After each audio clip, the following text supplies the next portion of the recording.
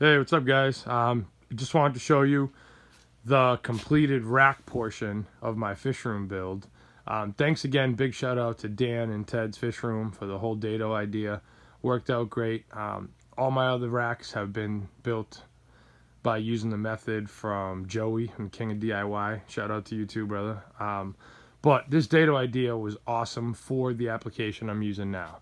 A little quick tip that I didn't see in their videos, but I just wanted to add it in is, see this here? I made a spare dado, all right? So when I was cutting the rack out and had him clamped down like Ted said, I was like, let me just, cut another one and figure it out now. And then later on, say I want to take out these 20 breeders here and I want to put a 10-gallon and a 5 or a 2.5 up top. All I do is I take this, I take out the 2x4 that I just screwed in. Reason that's there is to support it so there's not an empty gap and a weak point in the 2x4 leg.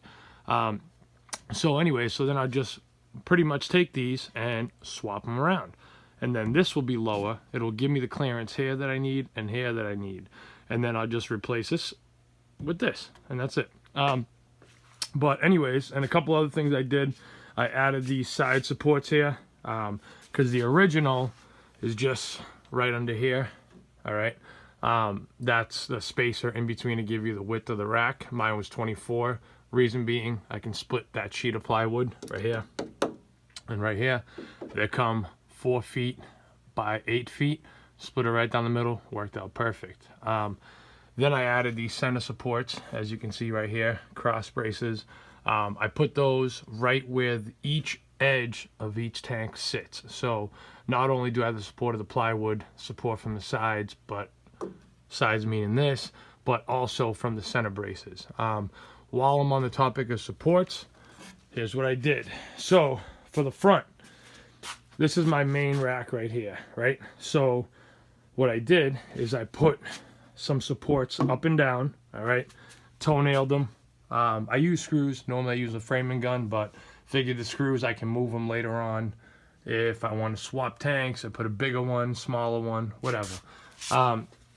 Then I added a floor support.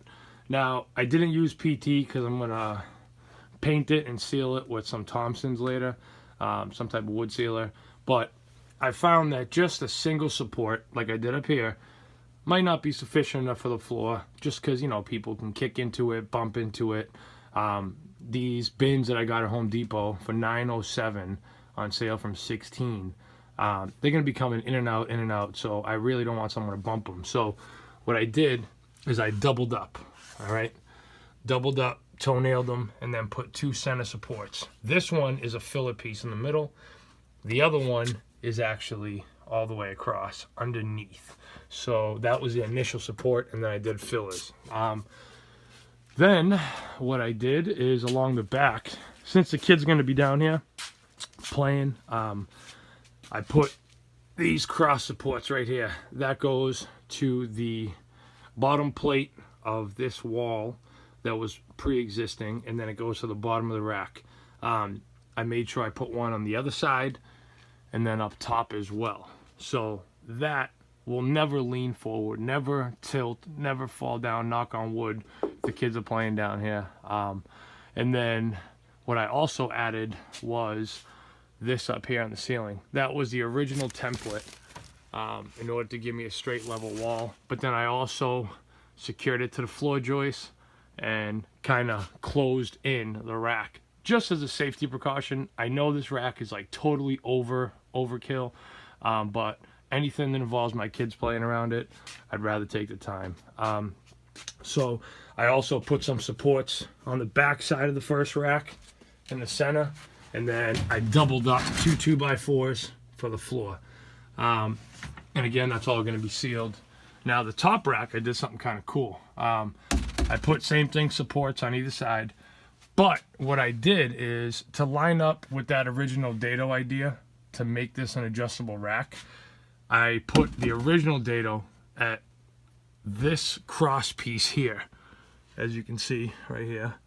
And that is the main structural support, as well as allowing me to bump this up another 3.5 inches to give me the adjustable up and down in the front.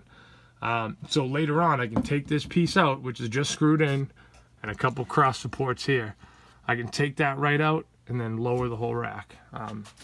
So I thought that was kind of cool. But then I put a piece of plywood behind here. If you have the liberty of having a wall behind you, do that, because I can attach all my plumbing to it, my tools, my fish nets, whatever else I want to put. It's really cool. It's just like having a board over your workbench. So that's that. And then maybe someone give me some ideas. Because I have the open ceiling up top, I'm going to cover it up. So I'm going to put either some 4mm plastic on there, maybe a couple pieces of sheetrock, not sure. But what I did find is this stuff here.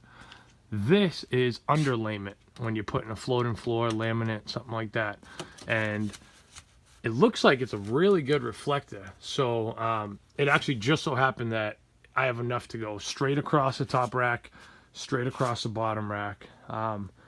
Got that like a Home Depot, Lowe's, whatever. But that can act as two things. One, I can reflect, the light back and forth into my tank, because I'm going to run some LED strips all the way across that I got off Amazon for like 30 bucks. And then I can use it for that. And then I'm going to put a piece of foam underneath here if I get it. I don't really need it. Everything's really plumbing level, but I may put one here for some imperfections once I fill the tank. But yeah, that's that. So that's the rack. For now, that's what I'm going to use. Set it up, get it going so the kids can enjoy it. And then I'm probably going to add, where the Husky box is, another rack in an L shape, because I left that space that I just went and showed you in the back to walk around it. And I'll do the same thing over there. But now the next project is going to be getting some air. So I'm probably going to get some 1.5" PVC. Probably going to use the regular PVC, not ABS. It all depends whatever they have. But I'm going to hang that up there with some hangers that I can show you. These guys right here. So I'm going to put those against the wall, and then I'll find out what my rise is, depending on how long the run is. But for every 4 feet, I'll probably go up maybe an inch, maybe a little less for a slope. But if anyone has any suggestions, ideas, feedback on any of this, please let me know. And I hope this helped. And then when you guys are doing those dados, not sure if you saw the other video, but the Makita multi-tool, I can show you real quick, is actually awesome for that, because it comes the exact same size as the dado would be. So here's the cover for the sanding. Goes right here, as you can see. It is the exact size. So your dado is going to be not perfect. Obviously, once you chisel it out, chip it out, you're going to have some bumps and, little stuff you got to tighten up a little on. So this helps to sand it down perfect, so you don't go too much with the chisel. But yeah, hopefully this helped, guys. So glad this came out how it did, and really, really grateful to the two guys I mentioned earlier, Dan and Ted. Thank you for the inspiration. And all right, guys, have fun.